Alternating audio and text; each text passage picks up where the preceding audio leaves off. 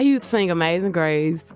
I used to sing this song called Encourage Yourself. You were really a singer. Yeah, I used to be singing in church. Like, I had a good voice. And then once I had gotten in high school, we weren't going to church like that. When I got in high school, then when I got in high school, I had started smoking weed. Forget the singing. GloRilla just got hit with a crazy sentence after cops raided her crib and found a whole stash of loud sitting in plain sight. And with her past DUI and wild, reckless driving charges, it's looking like Memphis's rising star might have performed her last show. The girl who came up from the trenches is now locked up tight behind bars, no mic, no stage. GloRilla was officially arrested on July 22nd, 2025 in Forsyth County, Georgia, caught on felony possession. That's weed and something stronger. This ain't a lil case. This one's real. But hold up, don't get it twisted, thinking GloRilla was out here pushing packs or moving major weight. That ain't even close to what went down. This arrest ain't from her trapping or getting caught slipping in traffic. Nah, some low-down burglars broke into her spot while she was out of town performing at the WNBA All-Star Weekend, and that's when things flipped. Police pulled up to check the scene, saw a little stash in her bedroom, and boom, they arrested her instead of hunting down the actual thieves. Like what? She called for help, her crib got violated, her fam got shaken, and her stuff got jacked. But somehow, she's the one in cuffs? Make that make sense! Instead of chasing down the fools who actually broke in, the boys in blue decided to flip the whole script and made GloRilla look like the criminal. Can you believe that? They booked her on the spot, and sis had to drop a $22,260 bond just because she had a lil personal stash in her own house that she wasn't even in when the break-in went down. And best believe she clapped back hard on socials. Glo kept it raw and unfiltered. She jumped on Twitter and lit it up, pulling in over 3.6 million views. Her post hit different. My house got home invaded Saturday while I was in Indianapolis performing at the WNBA All-Star Game. And instead of finding suspects, they focused on some cannabis. Now that's wild.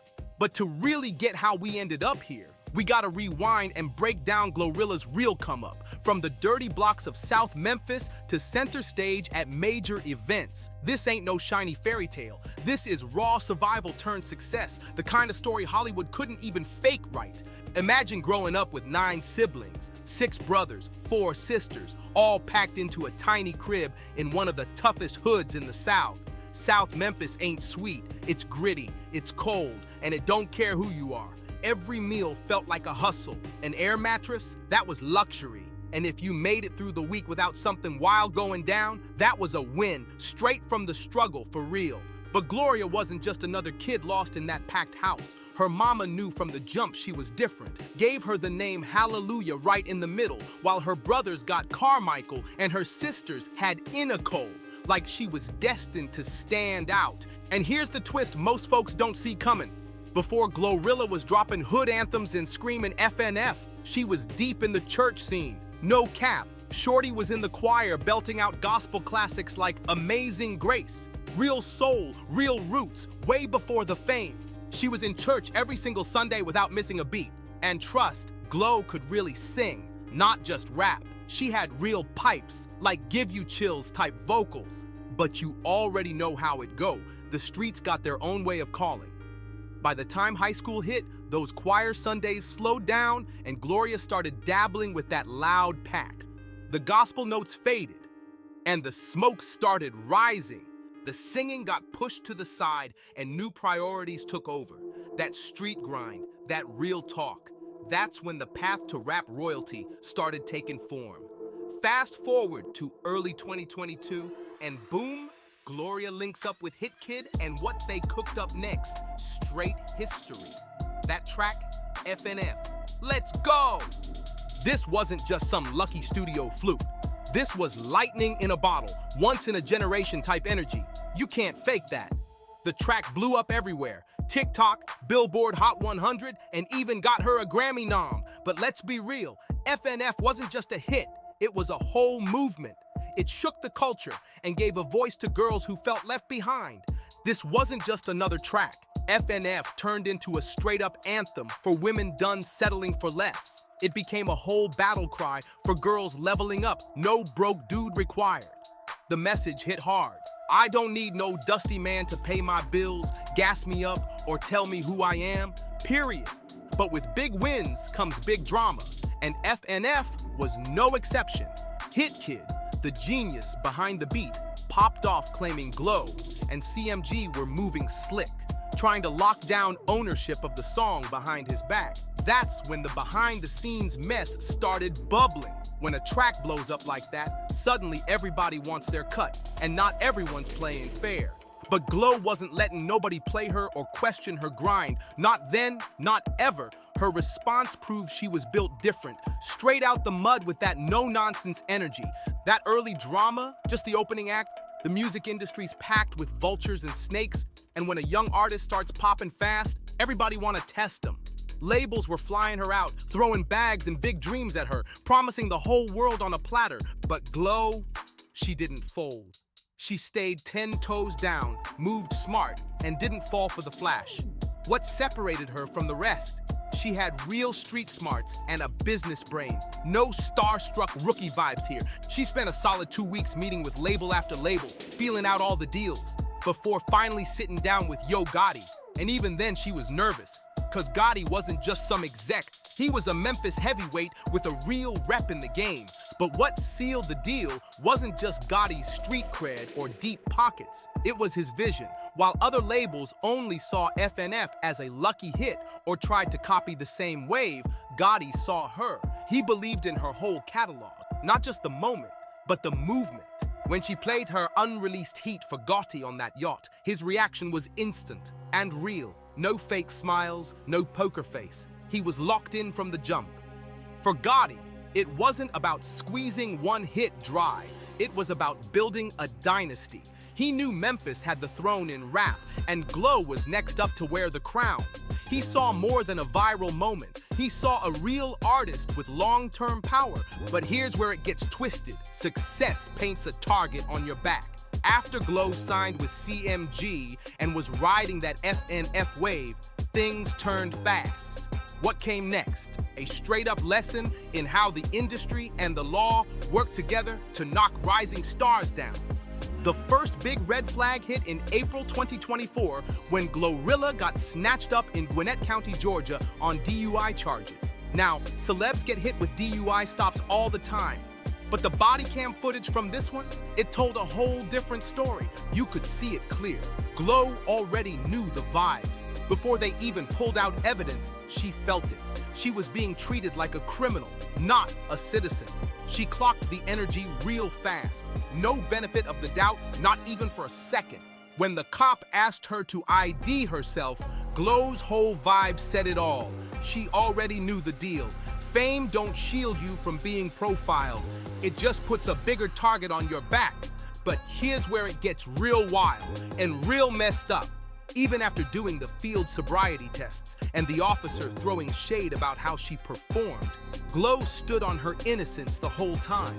The footage don't lie. It shows a woman who's confused, frustrated, and slowly realizing the whole game is rigged against her. That 2024 arrest should have been a wake-up call. Not for Glo, but for everybody watching how the system moves when a young black artist starts winning. But instead of backing off and showing her fairness, it looked like law enforcement was just getting started. Meanwhile, Glo's career was on fire. Her collab with Cardi B on Tomorrow 2 went crazy, and the streets started calling her one of the realest voices in the game.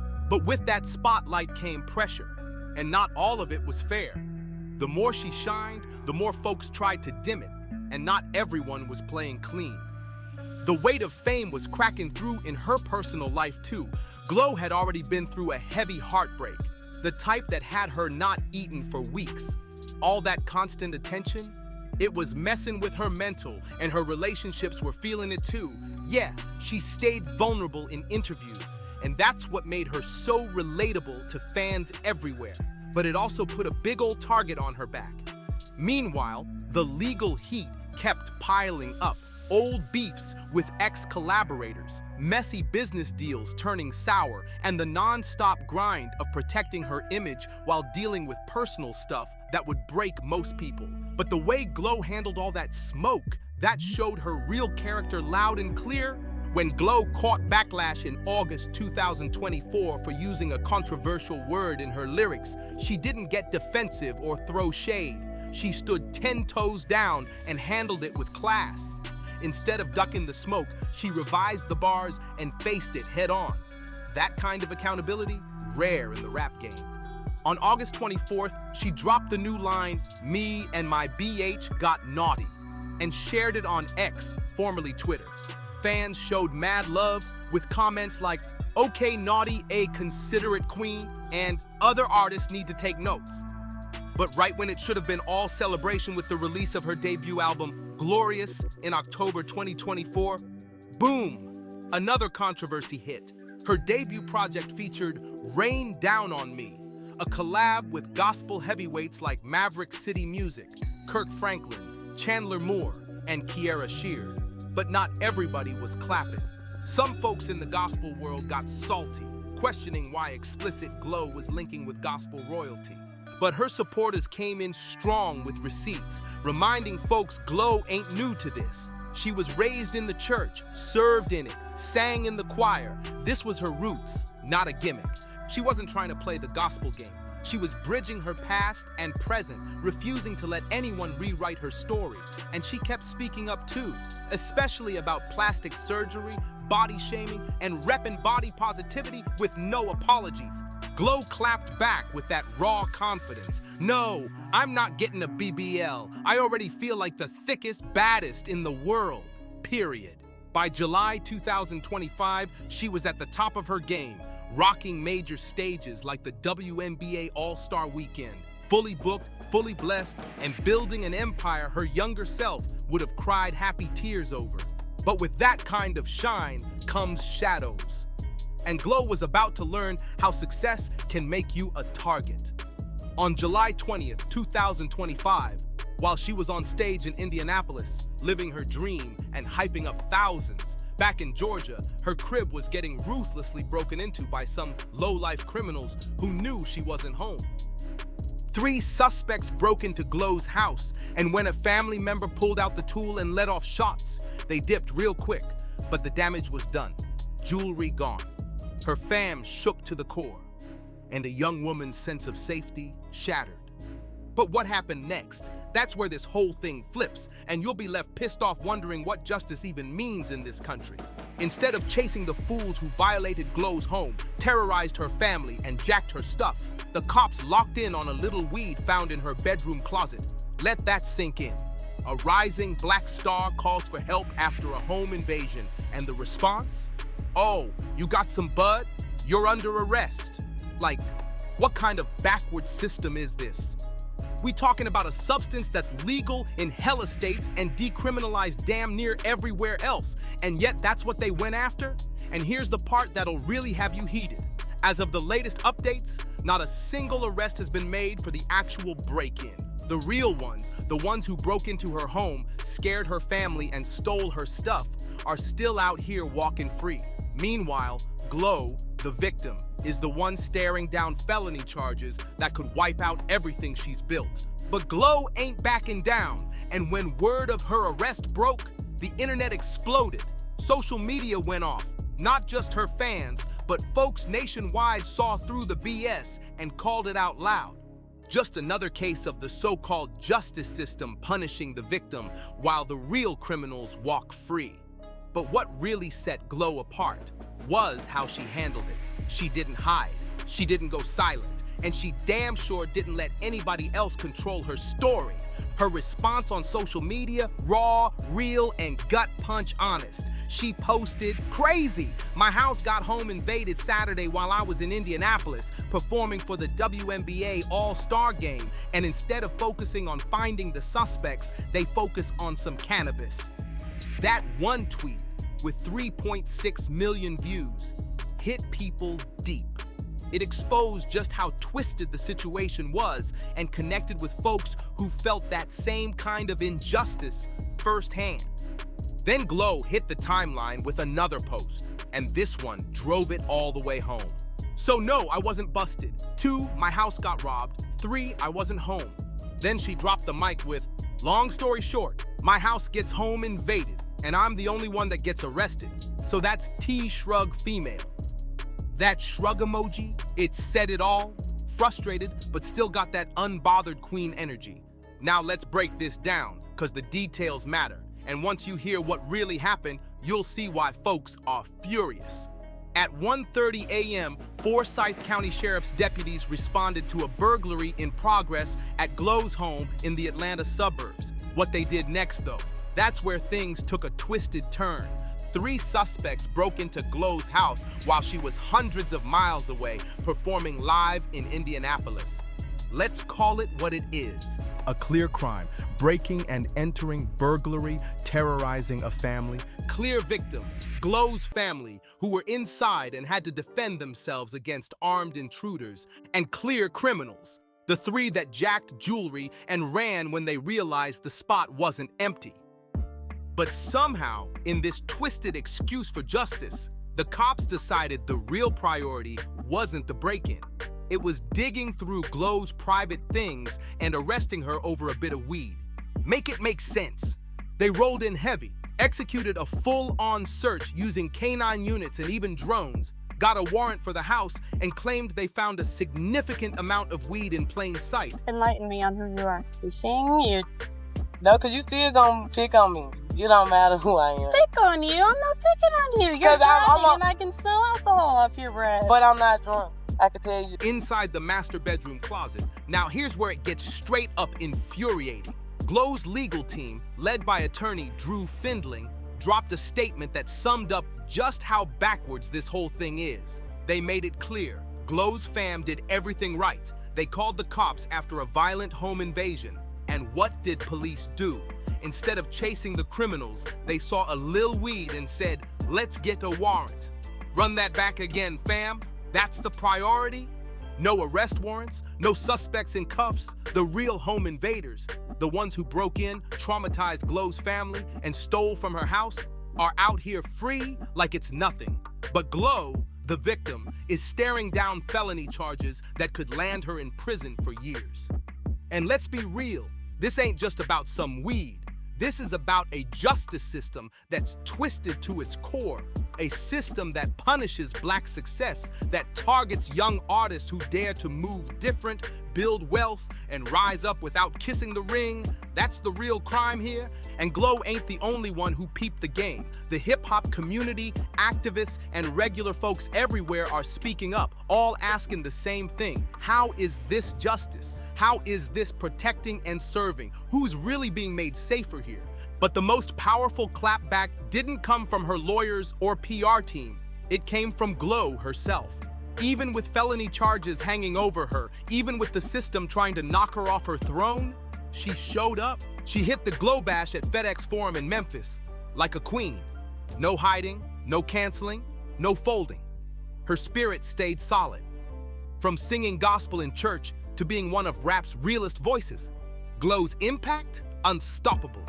Glo's always used her platform to speak truth to power and inspired others to stand up too.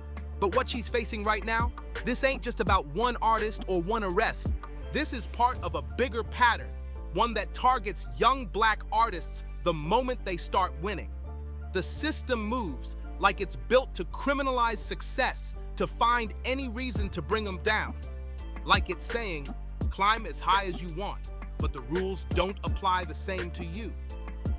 The legal stakes in Glo's case are serious as hell. She's facing felony charges for weed and controlled substance possession, charges that could land her in real prison time if convicted. But it don't stop there. These charges could mess with her ability to travel overseas, hit major stages, or keep building the empire she's been grinding towards since day one.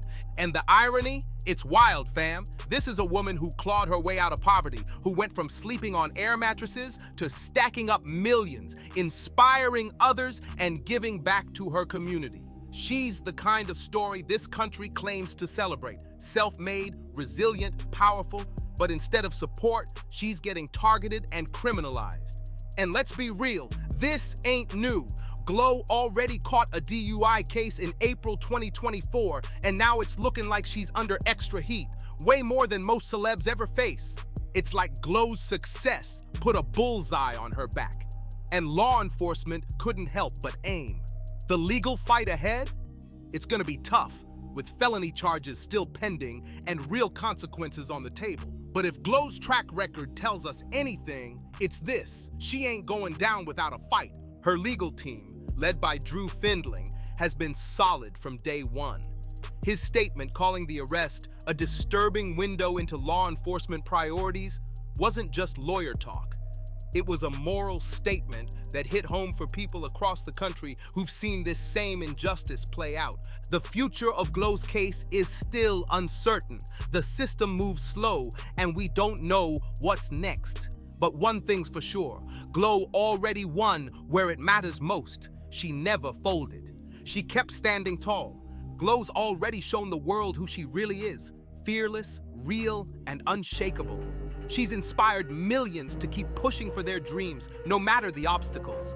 Whether she beats the charges, whether justice finally shows up, or whether this ends up just another case of the system failing those it should protect, her impact is already locked in. One thing's crystal clear: GloRilla's impact on hip-hop, on culture, and on the lives of young people worldwide is already locked in for life. Thanks for watching. If you rocked with this video, hit that like button, drop a comment below, and don't forget to subscribe to Gossip for more stories that expose the real.